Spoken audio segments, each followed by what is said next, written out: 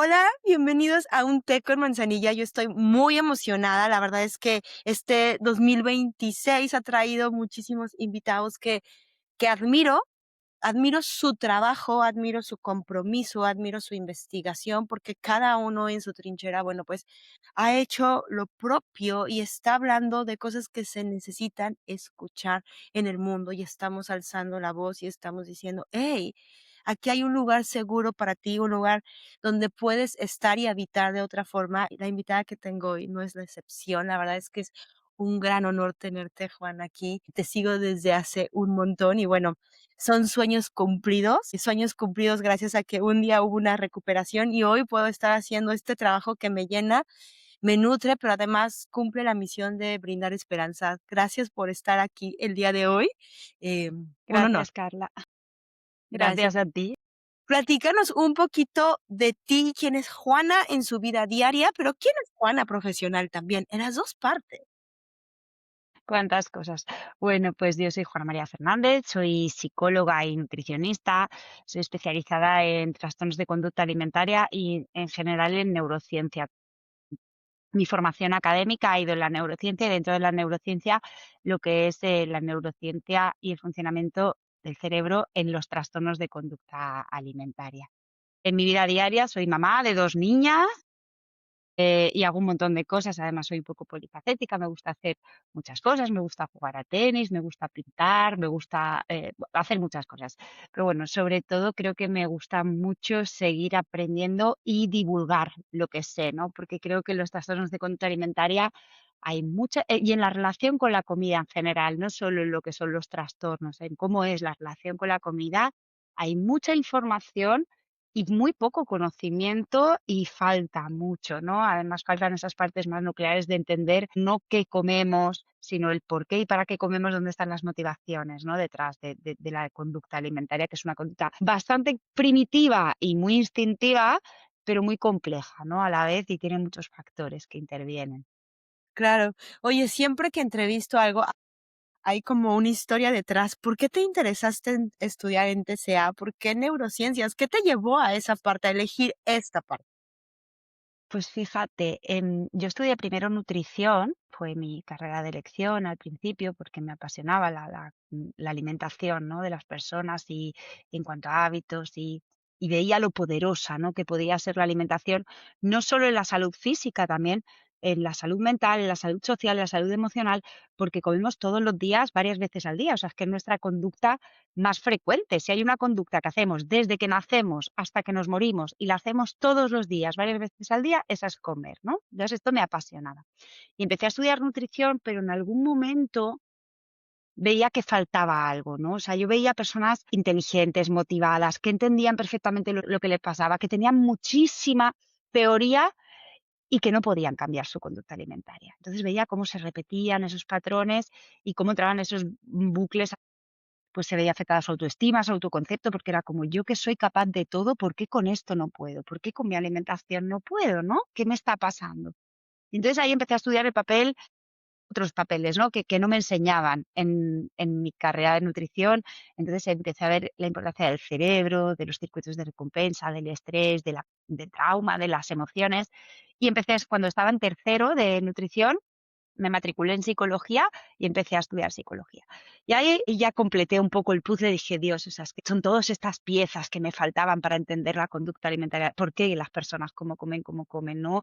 Esa parte emocional, mental, de regulación del sistema nervioso, hormonal también. Quería poco más, ¿no? Y quería saber, o sea, cómo funciona el cerebro, y por eso me especialicé en neurociencias, hice una maestría en neurociencias y otra en neuropsicología, y empecé el programa de doctorado en neurociencias.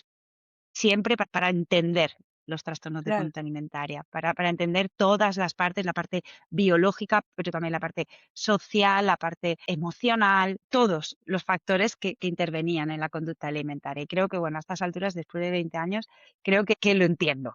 Creo que he llegado al Creo que lo entiendes bueno, lo entiendes perfectamente y además no solo lo entiendes, porque a veces me ha pasado que gente entiende perfecto, pero no lo sabe comunicar. Tú además mm, puedes comunicarlo y puedes como bajar esta información, porque neurociencia a muchas personas se les puede hacer como, wow, ¿con qué se come eso? Pero al final tú lo puedes bajar y lo puedes hacer como muy digerible para las personas terrestres y humanas que vivimos aquí. Qué bien, esto me alegra mucho. Oye, una pregunta, ¿qué te hizo clic? O sea, porque hablabas de biología, ¿no? Y creo que es algo que como mucha gente no lo habla, no se entiende, no está al alcance. ¿Qué onda con la biología y los TCA? De hecho, bueno, parte de mi tesis fue sobre, bueno, parte no, toda, fue sobre esto, ¿no?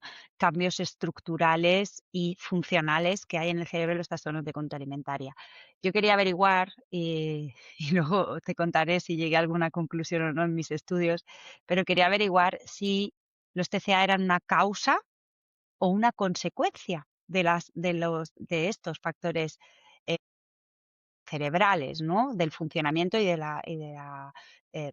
cómo funcionaba el cerebro en los trastornos de conducta alimentaria, porque se sabe, está muy estudiado, antes que yo ya lo estudió mucha gente, que los trastornos de conducta alimentaria llevan asociados unos cambios en la estructura, en la química y en el funcionamiento del cerebro y se tienen muy localizados, desde los cambios que hay a nivel prefrontal, en la toma de decisiones, en la impulsividad, hasta los cambios que produce la restricción a todos los niveles, en la memoria, en la atención, en donde ponemos el foco, en las obsesiones y en las compulsiones, está muy estudiada esta parte, y también a nivel de imagen corporal, hay estructuras del cerebro donde hay una hipofusión, o sea, hay una bueno, que están más o menos irrigadas si hay o no distorsión de imagen corporal, y hay unos cambios, ¿no? A nivel funcional en esas partes del cerebro que explicarían la distorsión de la imagen corporal.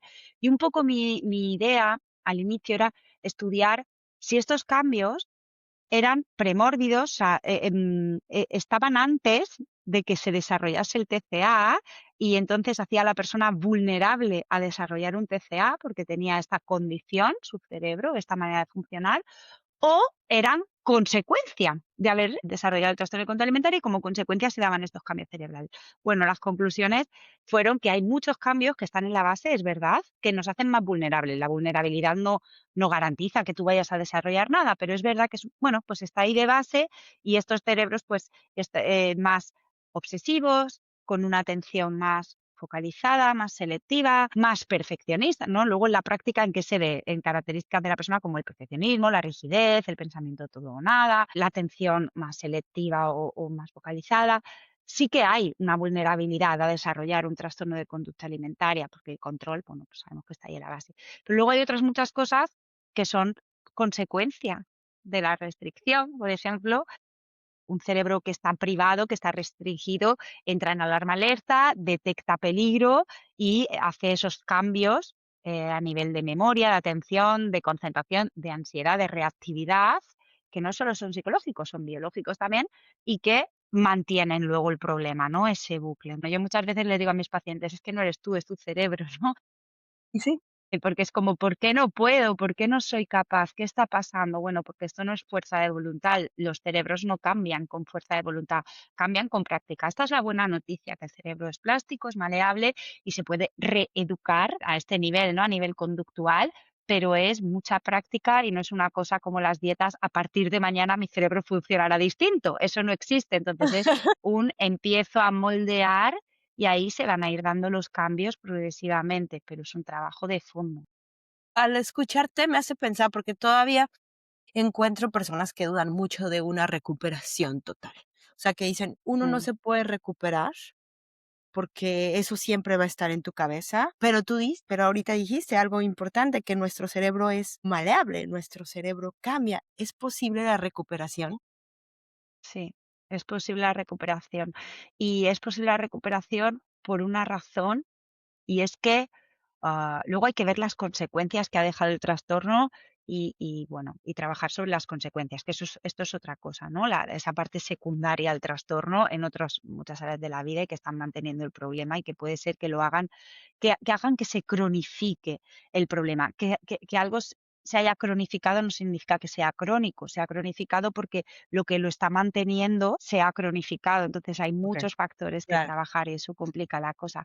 Pero sí que se puede recuperar total y te voy a decir por qué de una manera muy sencilla. Las alteraciones de la conducta alimentaria, en su mayoría, pues, si no todas, son un aprendizaje, porque lo que traemos de base no es una mala relación con la comida ni una relación con la comida alterada, por la razón de que comer es nuestra necesidad más básica y más instintiva y más primaria. Entonces, nosotros traemos de base una conducta alimentaria saludable en la que yo busco el alimento, perdóname que se me ha caído en la que yo busco el alimento y el alimento me proporciona lo que necesito y bueno, es una conducta libre, es una conducta dirigida, es una conducta donde la necesidad me mueve y donde hay mucha menos mente de lo que no hay sobreanálisis sobre la comida, no hay control, hay necesidades que cubro con la comida. Las alteraciones de la conducta alimentaria, donde ya metemos la mente, el control, el todo, nada, el esto sí, esto no, el prohibido, ¿no? Que empiezan por ahí, el debería, no debería, en el pienso más en comida antes y después de comérmela y me desconecto de ella mientras me la como, eso no es lo que traemos de base. Eso no es lo que traemos de base, eso es aprendido. Entonces, ¿qué me dice a mí que si he podido aprender algo, no puedo desaprenderlo? Porque además hacia donde queremos ir es hacia la conducta alimentaria original. Entonces, ¿por qué no voy a poder ir hacia lo que mi cerebro está prediseñado para hacer? Y va a quedar este aprendizaje que ha sido adoptado a posteriori este sí, quedará para siempre, pero no puedo volver al origen, ¿no? Claro que sí, mi cerebro está prediseñado para tener una conducta alimentaria saludable, ¿no? Y libre. Claro, me encanta esto y la verdad es que hace muy claro, porque sí hay muchas dudas allá afuera y de verdad que te encuentras con diferentes perspectivas y diferentes análisis, pero a mí todavía se me pone la piel chinita cuando alguien viene y me dice, es que es imposible recuperar, siempre vas a vivir con esto. Y digo, no, no vamos a decir que no es fácil, la recuperación pues implica un reaprendizaje, implica una repetición constante, implica ir en contra de muchas cosas. Y como dijiste hace rato, implica, no es solo la persona, sino es el cerebro. Algo que me encantaría que nos explicaras, ¿cómo cambia el cerebro cuando, por ejemplo, hay una restricción o cuando una persona vive en estos ciclos de restricción purga constante? ¿Qué pasa en nuestra cabecita? Mira, una de las cosas que pasa, por ejemplo, cuando empezamos con restricción, primero se altera la parte más instintiva, es decir, me estás quitando algo que necesito para vivir, mi parte más primitiva en algún momento va a tomar el control. Primero empieza a cambiar las cosas más básicas, ¿eh? El olfato se afina, la comida toda huele más, sabe más, porque esto es muy instintivo, muy primitivo. Si me falta lo que necesito, se exacerba esta parte de los sentidos para llevarme a buscarlo. Entonces también se altera el circuito de recompensa, la comida se vuelve más reconfortante. Yo siempre digo, una ducha calentita es muy reconfortante, pero si llevas sin ducharte 6 meses, esta ducha va a generarte un placer exacerbado. Pues esto es lo que pasa con la comida, que a nivel dopaminérgico pues se va generando esta tolerancia y cambia la sensibilidad y se vuelve más reforzadora, ¿no? Luego, por otro lado, el sistema nervioso entra en alarma alerta, porque la restricción alimentaria es un peligro vital. Entonces, entra en esta modalidad alarma alerta, ¿no? Mi sistema nervioso desregulado, activado, activa todo el sistema de supervivencia. Entonces, ¿qué pasa? Que cuando todas estas partes tan primitivas se activan, mi parte más nueva, la racional, se cancela. Aquí me vuelvo cada vez más animal no racional, porque estoy poniendo en peligro, y se está comprometiendo una cosa que es vital.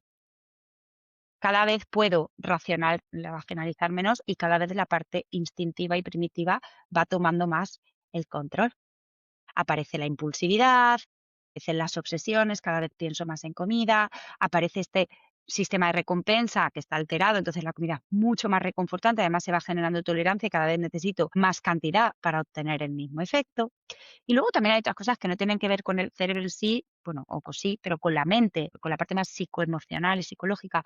Cada vez voy asociando más libertad a desinhibición y si yo he asociado que restringir es cuidarme, pues voy a asociar cuidarme es sufrir y desinhibición es libertad, es placer. Entonces, mi parte racional, mi mente me dice, a partir de mañana tienes que cuidarme, pero que cuidarte. Pero mi mente y mi cerebro han asociado cuidarte es sufrimiento y nuestro cerebro está diseñado para huir del sufrimiento y acercarnos al alivio, ¿no? Y yo cada vez que he aliviado el sufrimiento con esta cosa, que no serán seguramente manzanas, serán pues con lo que me he saltado la restricción, mi cerebro cada vez va a asociar eso a libertad y a placer y alivio, sobre todo alivio del malestar, y cuidarse, como lo asocia a restricción, lo asocia a malestar.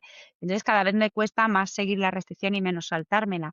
Pero como mi mente me dice, tienes que cuidarte, y mi cerebro me dice, esto es horrible, qué sufrimiento, vamos hacia allá, y cada vez necesito más cantidad para sentir el alivio, me meto en esa guerra constante y en esa rueda de restricción, atracones tan Tan común y a veces tan poco entendida, ¿no? Porque mucha gente llega es: quítame este atracón", sin pensar en la restricción, ¿no? Y entonces, híjole, nos encontramos afuera y seguramente tú lo ves muchísimo, programas como lo decías al principio, de en 5 días vas a quitarte el atracón, y es de: "No, por favor, es que no es así".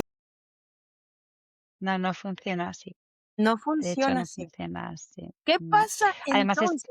Perdón, No, te perdón, decía, Carla, que claro, esto es como tener un 2% de batería en el móvil y querer hacer una llamada de 3 horas. Pues es que tu cerebro está agotado, estresado, tu cuerpo está desnutrido, tu sistema emocional está desregulado y tú quieres hacer con todo este sistema algo que en este momento no puede, no es capaz. Entonces, no es que no puedas, es que, o sea, no es que no sepas hacerlo, es que no puedes. Hay que recuperar todo eso, hay que rehabilitar. A mí me gusta mucho hablar de rehabilitación de la conducta alimentaria, rehabilitar todas las partes que están alteradas, rehabilitar a nivel emocional, a nivel mental, a nivel y luego todo lo que se ha alterado alrededor, ¿no? Porque cuando todo a mí, ¿qué es lo que define a una persona?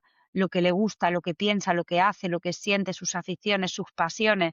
Y cuando todo en mi vida durante mucho tiempo ha girado alrededor de la comida, de restringirla o de atracarme, he ido perdiéndome un poquito a mí misma también, ¿no? Entonces tengo que rehabilitar toda esa parte también, descubrir otra vez quién soy sin esto, qué me gusta, qué no me gusta, qué me apasiona, en qué ocupo mi espacio mental si ya no está lleno de comida desde la mañana a la noche, ¿no? Es una rehabilitación completa de mi vida entera y de mi ser. literal.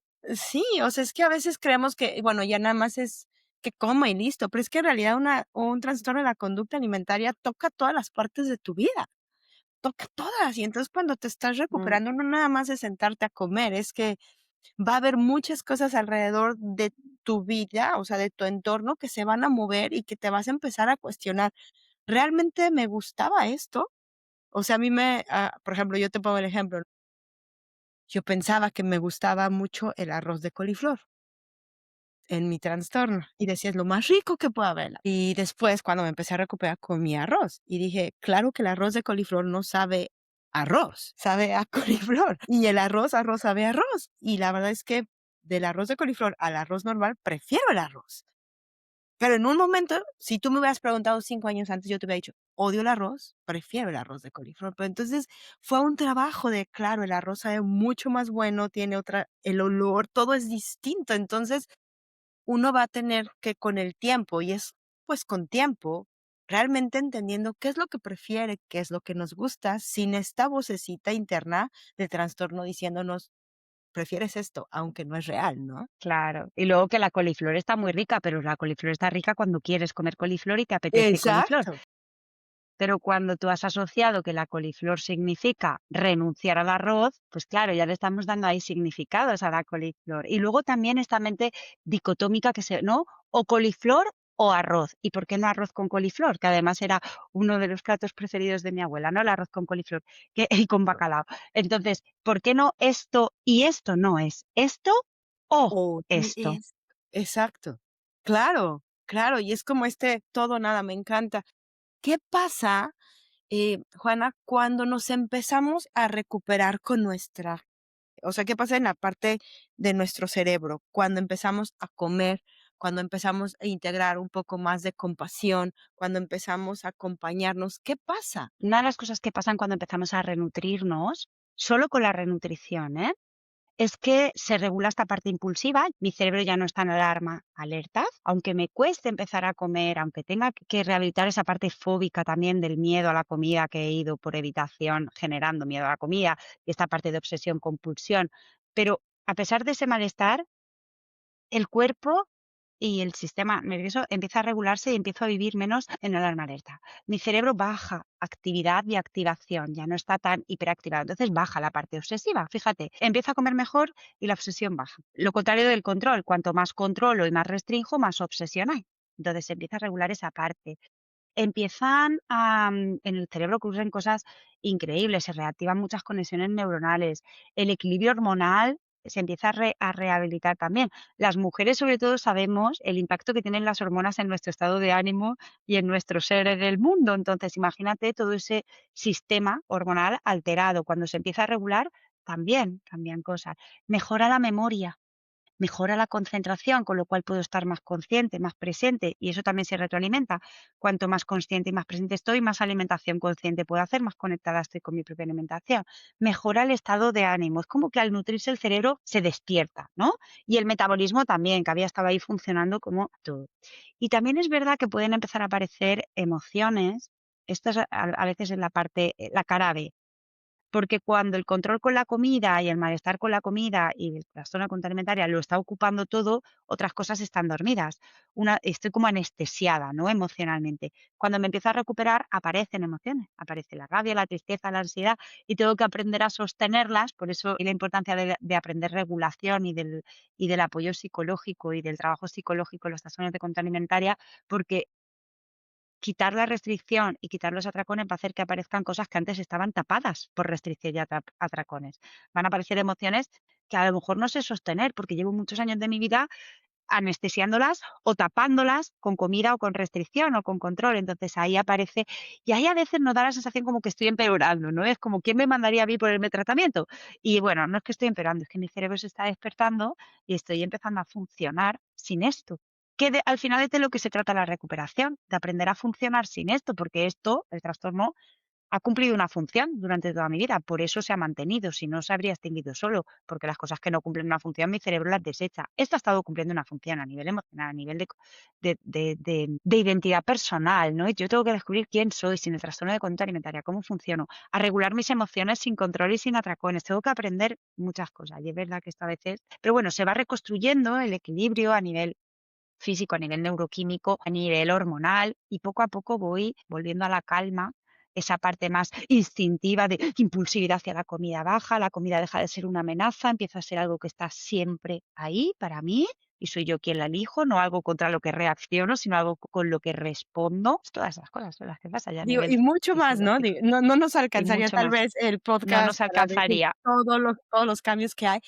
Hay algo que a veces siento que, la gente como que afuera no comprende todavía, porque hablamos de restricción, pero hay gente que tiene atracones, ¿no? Entonces ellos dicen: "Bueno, pero es que a mí no me aplica esto que me estás diciendo, a mí no, porque yo como mucho, yo no puedo parar de comer, yo tengo una adicción con la comida". Esa es o sea, tengo una Yo siempre adicción. pregunto Sí, Yo sí. siempre pregunto, entonces, ¿qué problema tienes en comer mucho? Porque luego me da culpa, porque luego, bueno, pues todo eso, la culpa, el pensar en restringir, en que no debería hacerlo, es restricción mental, es esto que has hecho está mal, no deberías hacerlo y entonces es verdad que físicamente no estoy restringiendo, pero mi cerebro ya está anticipando la restricción, el quitarle algo, ¿no? Es como si me dijesen, si me amenazasen continuamente con que me van a quitar la respiración y me van a ahogar. Aunque no me la quiten, pero mi cerebro ya anticipa, me puedo ahogar en cualquier momento. Quien tenga un trastorno de ansiedad lo entenderá esto perfectamente. Cuando empiezo a obsesionarme y me entra esta parte más fóbica de ansiedad, más de regulación del sistema nervioso, y la parte más mental de obsesiones y compulsiones con miedos que luego nunca se llegan a dar, ¿no? Entonces empiezo a obsesionarme con que voy a desarrollar una enfermedad, en la hipocondría, ¿no? Y estoy hipervigilante a cualquier síntoma. A lo mejor no desarrollo una enfermedad nunca jamás en mi vida, pero mi cerebro identifica la amenaza como una intensidad, o sea, identificar la enfermedad como una amenaza, como si ya la tuviera la amenaza y se lo cree. Pues esto es lo mismo, la restricción a lo mejor no está realmente, pero mi cerebro la anticipa y se la cree que Y está se ahí la cree, y claro. reacciona a ella. Sí, entonces hay una restricción. Concluiríamos con que si hay atracones, Hay, hay una restricción. Entonces también hay cae una en esta restricción. categoría. Sí, Y a veces no es una restricción de comida, solo de comida, también es una restricción del descanso, también es una restricción emocional, también es una restricción del placer. Entonces, Yo quito, quito, quito, quito, quito, quito y mi sistema reacciona a esa Claro, restricción, que no es solo de comida, es de muchas cosas, claro, y creo que diste en un tema súper importante, es la restricción de la vida humana en de muchas la vida. maneras. Totalmente, porque no es solo la comida, sino cuando vas viendo y cuando vas escuchando diferentes historias, te das cuenta cómo van cortando diferentes cosas en su vida hasta que viene esta parte que, pues, muchos se unen en esto, en esta soledad en la que se viven los TCAs, porque se van cortando cosas afuera, situaciones, sociales, veces familia, toda esta cosa que también no es comida, este es el iceberg, pero hay muchas cosas alrededor que justo con lo que se cerraría un poco, eso también cambia cuando te recuperas. También vuelves a vivir, literalmente. Eso es, vuelves a vivir literal. ¿Cómo le ayudaría o qué le recomendarías a una persona tal vez si leer, investigar, que entendiera un poco más su cerebro para poderse recuperar? ¿De qué manera lo pudiera hacer? Es verdad que la información ayuda. Yo les recomendaría que escucharan a profesionales, que escucharan, pues, no sé, que escucharan mi podcast, el tuyo, que escucharan esa parte, ¿no? De que esa información. Pero sí que es verdad que la información en sí a veces no basta, y no porque yo no sea capaz. Yo puedo tener mucha información sobre cómo conducir un camión, pero me tengo que subir al camión y conducirlo, y para eso necesito un profesor de la autoescuela o alguien que me enseñe a conducir y que me guíe. Y esto no me hace débil o que no soy capaz, es que, bueno, pues para esto que no tenemos que saber de todo, ¿no? Entonces, sí que diría que la combinación perfecta para recuperarse completamente de un trastorno de conducta alimentaria sería la terapia, la psicoterapia siempre, la guía a nivel nutricional. Probablemente a posteriori, no antes, porque necesitamos o junta, ¿vale? Junta, pero no primero rehabilito la parte nutricional y luego el resto, porque si no, no funcionará. Lo ideal sería hacerlo combinado, ¿no? Esa parte psiconutricional, mucha atención plena, porque el cerebro ha aprendido a funcionar desconectado, no presente, y si yo quiero tener una conducta alimentaria dirigida y consciente, necesito entrenar mi cerebro en la consciencia, porque no tengo un cerebro para comer y uno para todo lo demás. Tengo un cerebro para todo y si yo no sé vivir consciente, no voy a poder comer consciente. Entonces, un cerebro que ha ido siempre a mil, siempre controlando, organizando, hiperestimulado, de un día para otro no va a aprender a estar presente y a tener una conducta dirigida. Entonces, mucha terapia compasiva y atención plena, ¿no? Y entrenamiento en mindfulness en atención plena y muchas herramientas de autorregulación, que esto en la psicoterapia se aprenden del sistema nervioso, de gestionar emociones, de gestionar y de sostener todo lo que hasta ahora ha estado gestionando y sosteniendo el TCA o que incluso lo ha originado, ¿no? La falta de herramientas de gestión. Entonces, todo ese armarse de un arsenal de herramientas de autogestión a nivel emocional, a nivel mental, a nivel físico, fisiológico, nutricional, que ahí entraría la figura del nutricionista, pero también a nivel, pues esto de regulación de la mente, de las emociones, del sistema nervioso, de cómo funciona mi atención, mi concentración, que es la parte como más central, la impulsividad, que es muy central en los trastornos de conducta alimentaria, tanto en restricción como en atracones, la impulsividad y las compulsiones y las obsesiones tienen que ver con la conciencia. Es una ruptura de la consciencia. Entonces, de ahí la importancia de trabajar la reconexión de la consciencia, la atención plena, o sea, es que es central y hace la diferencia completamente el trabajo en atención plena. Escucharse, entenderse y regularse. Estas serían las partes, ¿no?, de la recuperación. Escucharse, entenderse y regularse. Me encanta esa trío y creo que es importante para los que nos escuchan porque a veces tenemos esta necesidad de salir del trastorno ya, o sea, hoy me quiero recuperar, Ujú, es un proceso es un individual proceso, que pues no se sabe cuánto va a durar claro. y que cada Es persona lo como vivirá de diferente manera, ¿no? y lo vivi exacto, y que no hay unos tiempos, porque luego las comparaciones y la prisa siempre nos ponen más nerviosas y nos desregulan más, y en la base está la desregulación, tenemos que aprender a regular.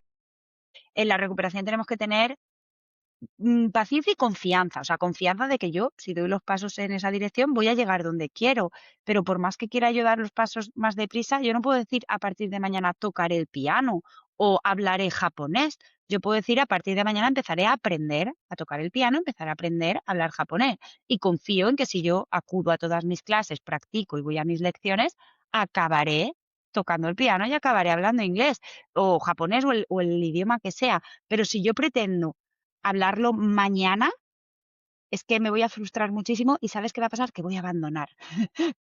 El de entender que esto es un proceso y que esto, esta reparación y rehabilitación no va de 2 días, pero es sin pausa, pero sin prisa, ¿no? O sea, es todos los días ese camino y al final lo voy a conseguir.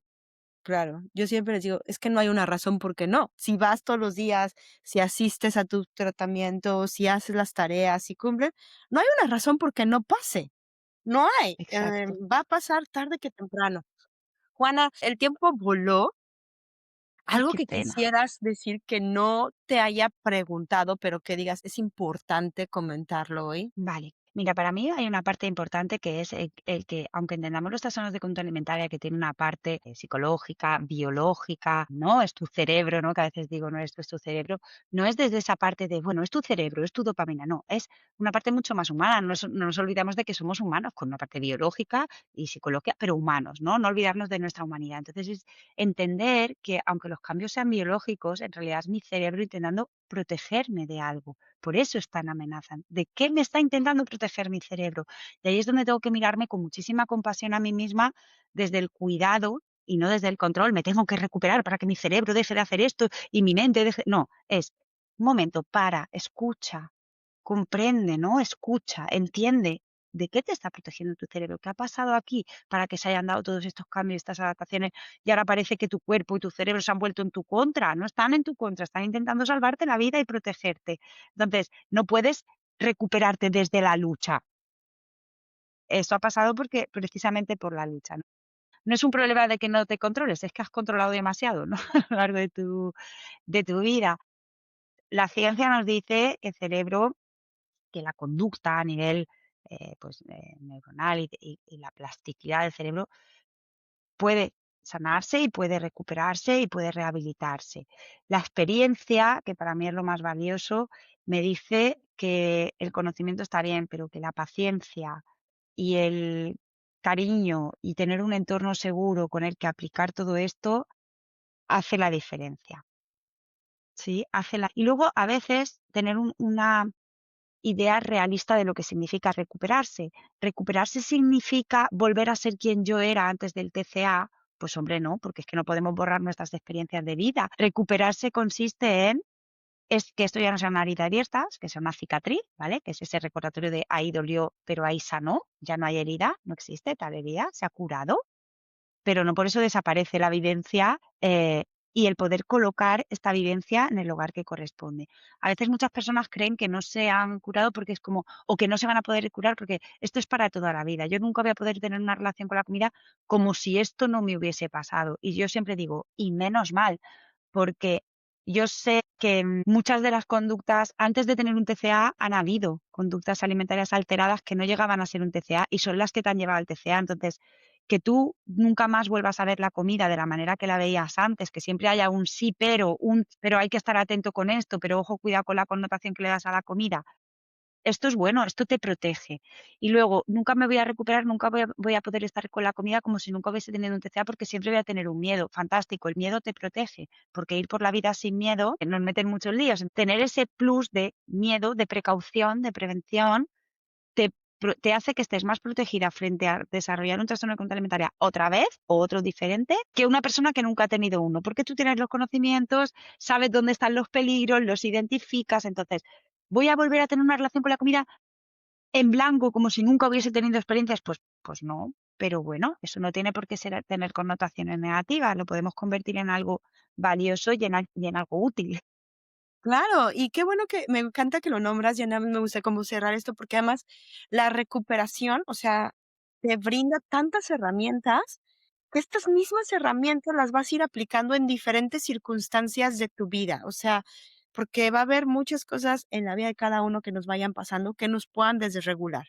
Y gracias al aprendizaje que tuviste, sabes que, bueno, o sea, va a haber miedo en tu vida siempre, va a haber ansiedad de repente, va a haber emociones y esas emociones las puedes navegar. Entonces, es como, no, no quiero volver atrás porque antes no sabía y eso me enfermó. Hoy quiero con todo esto que tengo, esta maleta que me dio el TCA, enfrentar la vida y te hace como mucho más consciente y mucho más presente de vivir la vida de una manera distinta. Eso es. Eso es. Entonces, si vemos la recuperación como esto es para toda la vida, nunca más voy a poder vivir como si nunca hubiese tenido un TCA, yo siempre digo esto, y menos mal, ¿no? Porque vivir así fue lo que te enfermó. Entonces, qué bien que ahora tienes todo este conocimiento sobre ti misma, sobre la autogestión, todas estas capacidades que antes no tenía. Que antes no tenía. Ana, ¿cómo la gente puede encontrarte? No sé si estés recibiendo pacientes, cómo pueden trabajar contigo. Bueno, ahora tengo la agenda del 2025 cerrada ya porque está llena, no por nada, pues ya terminamos. Sí pueden encontrarme en mi Instagram, @nutricional_mente. Pueden encontrarme en mi podcast, el lunes empiezo, donde hablo de conducta alimentaria y de todos los factores que la alternan. Luego en enero empezamos el programa del descontrol a la calma, donde trabajamos todas las partes de la conducta alimentaria y pueden encontrarme en el blog también, que está en mi web, www.nutricionalmente.es. Y creo que ya está, que ya es mucho, un montón. Perfecto, entonces nos vamos a poner todos los datos aquí abajo, tu Instagram y todo, y creo que de ahí ya te pueden seguir y todo, entonces no te preocupes, la gente lo va a tener aquí abajo también. Te agradezco muchísimo que hayas hecho este espacito en tu vida para estar con nosotros. Es un lujo tenerte aquí y bueno, este es tu podcast también, sé que tienes uno, pero cuando quieras volver, sería un honor volverte a tener aquí. Muchas Gracias, Carla. gracias. Gracias. Gracias a Gracias a ti. todos por escucharnos. Compartan el episodio, mándenselo a personas que crean que lo necesitan. Como decíamos hace rato, es información gratuita, puede ser la puerta para una recuperación, para que una persona se inspire y busque ayuda. Eso es lo más importante y creo que con eso cumpliría el ser de este podcast. Gracias, que estén bien, bye bye.